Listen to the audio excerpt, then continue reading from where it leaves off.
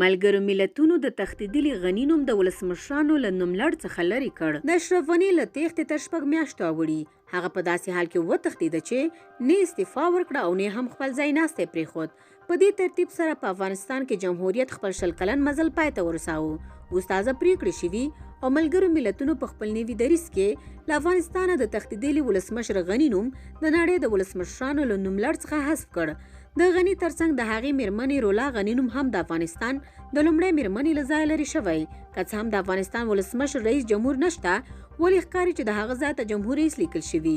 یعنې داسې معلومیږي چې ملګري ملتونه اوس افغانستان په رسمیت پیژني.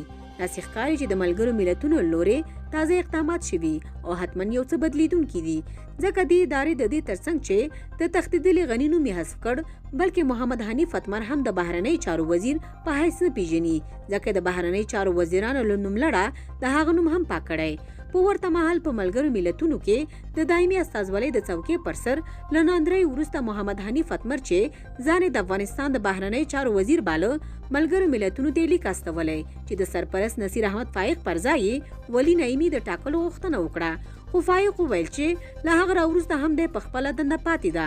خو پوښتنه دا ده چې څنګه امکان لري چې د یو هیواد ولسمشر نه منل کیږي خو جمهوریت بیا منل کیږي. تر اوسه پورې د غني نږدې کسانو په دې اړه څه نه دي ویلي، خو داسې معلومیږي چې ډېر ژر به هغو هم غبرګون وښیي.